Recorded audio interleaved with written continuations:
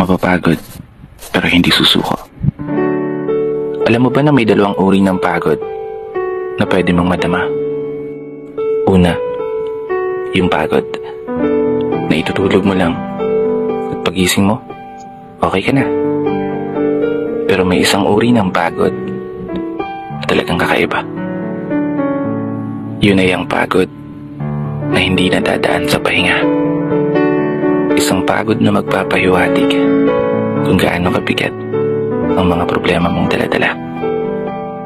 Pagod na magpapanginig ng mga luha sa mata. Pagod na magdidikta sa'yo para sabihin ayaw mo na.